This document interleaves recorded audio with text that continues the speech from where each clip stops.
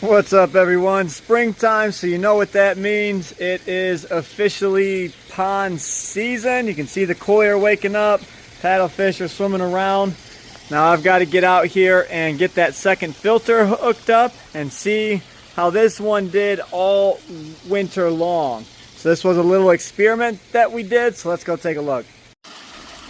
Okay, we got the top off. I just reset the filter. This is all the slime and muck that is coming off of it right now. There is quite a bit up there, but for all winter months, really didn't pull out that much, but we were kind of expecting that because, you know, in the winter time, your ponds roll clear, so it's not really doing much in the winter time. I just wanted to run this as a little test experiment, but here we go. Pull this muck off of here. Go ahead and get this cleaned out. Take this over and bam. Up. There we go, nice and cleaned out. We'll go ahead and give this screen a good wipe down. We'll go ahead and press that button again. As it goes around, you just want to clean this screen off. There we go.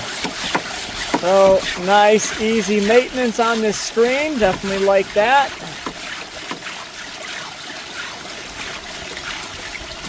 Okay, so we are almost done. Nice and clean.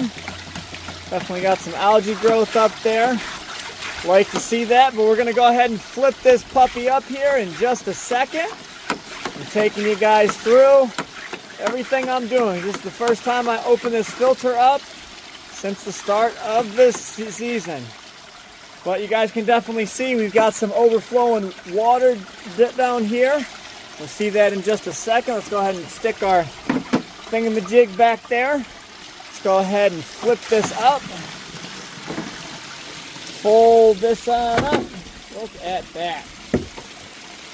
That is a dirty filter, I must say. So that is all caked on there. So let's go ahead and hook up the drain and see what we can get out of here. Okay, grab our plug. Let's go ahead and toss that in here. Oh, that gunk's getting back to the pond. Oh. There we go. Oh, that ain't gonna work. All right, so my PVC doesn't fit in there. I'm gonna have to go with another Fernco and get this to hook up to the drain. Okay, we gotta make this click. Go ahead and figure this out real quick. Get our pushers on there. Uh-oh. So caked up, I can't even see. There we go, we are on. There we go. Wow, these things are caked up. Not even sure I'm gonna be able to see much of this. Doesn't look like I'm doing much, but they are being pushed down. So I'm gonna go ahead and go at this for quite some time here, and we will come back. Look at all that nasty, mucky water. Definitely have to do this up a little bit nicer, but that's our project for the spring, to get both of these hooked up to a drain down to the river and get everything cleaned out here. So you can see a color difference now. You can see the oranges and reds, purples, blues. Well, red, purple, and blue. We've got 3 different types of sponges in here. But now you can see the holes on the top. You start off the first one. As soon as you get locked in, it gets really hard to push because you're kicking out all that dirt. And you just go ahead and give it, I'm on 3, 4, 5, 6, and then it's nice and easy. So you're kicking out all that dirt. Last one. First one is really hard, kicking out all that nasty mud. And then go ahead and plunge it 5, 6 more times. And now all that nasty, dirty, caked up water is going right to the drain. Well, actually on the ground, but to the drain.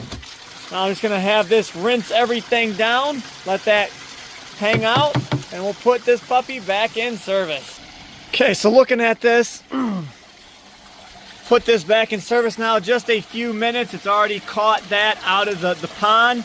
So these filters are definitely working. We've got some kinks to work through, but I'm thinking we need to go ahead and build a little block area, maybe 3 foot wide, 10 foot long, and just do a big C or a U, whatever you want to call it, and then fill in with gravel or do a little bit of cement there, cement pad or something.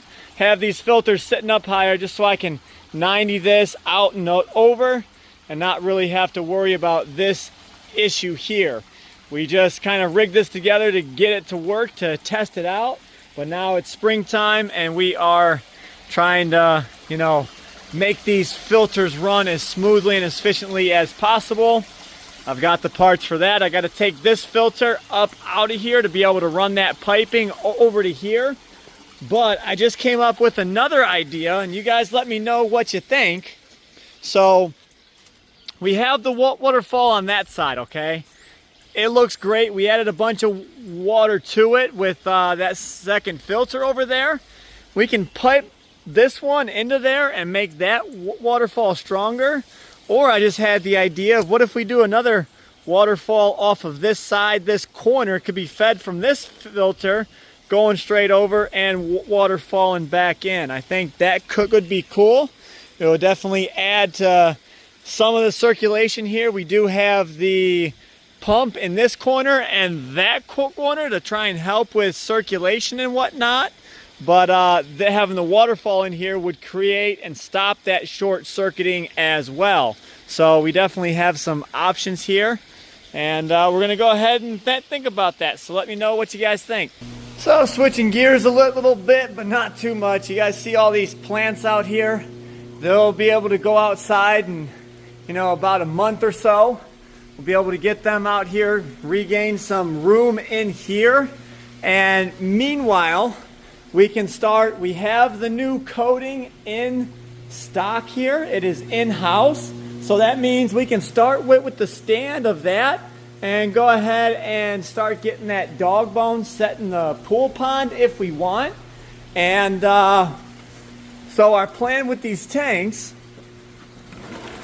my dad wants to try and salvage this tank and use it outside around the koi pond as a quarantine tank or a backdrop there.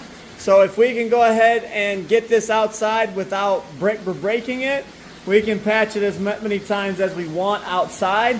Then that means we would have to buy another piece of glass. But if this somehow breaks, then we just remove the glass and use it on this tank. So switching gears a little bit, that's why I said go ahead and get that dog bone done.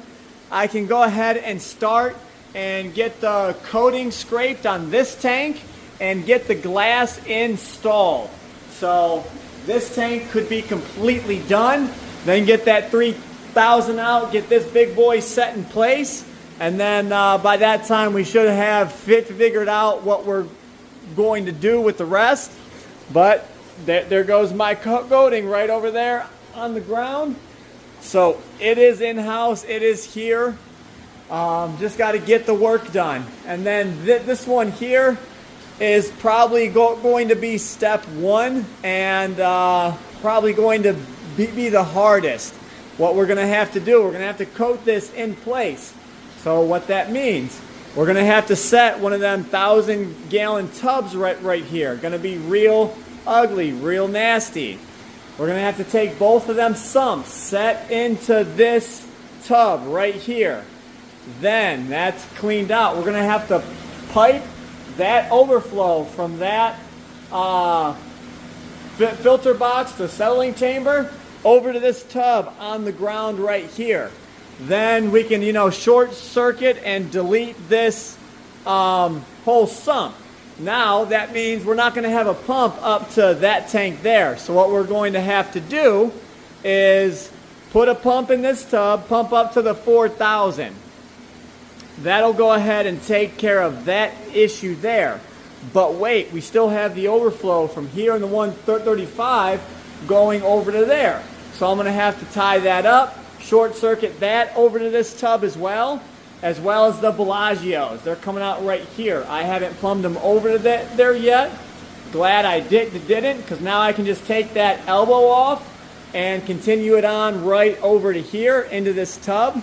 So then that means I will have to have a pump going up to each of the Bellagio tanks, and that 135, which I can just take its pump and bring it over to here. And that'll get everything pretty much limping together and back on filtration. Then it's going to take me 3 days to get this sump coated. Once this sump is coated and dried, then it's got a cure for 7 days. So that's a total of 10 days here. In the meantime, while we're getting this done, we could be getting that stand done for the dog bone. And we are waiting on the weather to warm up a little bit to get that 3,000 outside. So we can work on this now. Then the next step, get that tank outside. To do that, this tub has to be out of the way. I've got to bring that tank up to here, this tank up to here. It's going to get real cramped. Going to have enough room just to get that tank out, flip it up, take it out that door.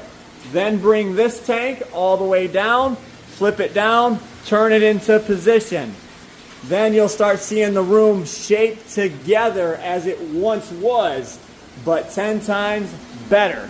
Then that tank could now come from here and now sit down the center of the aisle, which if I'm spunky enough, I could have this tank done and ready to go, and the glass installed and the coating done. So then I would just have to coat and install the glass on that tank there. So it is a lot of steps to the madness, which some of it was self-inflicted, but nonetheless, we're dealing with the problems, and we have an ultimate fix, and it'll be better for us in the long run. We are now going to have a super hard, scratch-resistant, hard epoxy coating on the inside of this that is made for this application. I worked with a coating specialist, and we got what we thought was the best for this application through their industrial side. So hopefully it works out for us, but it is a great coating, and we expect great things from it. But we've got a lot to do here. As you guys see, we are always doing something. So in the meantime, we're going to have these fish leaving to the legacy any day now. So that'll help us out a bit and just get that little bit off our plate. I have some more fish leaving as well. So you guys will see that in the next couple of videos. Hope you guys enjoyed, and I will catch you in the next video. As always, stay fishy, my friends.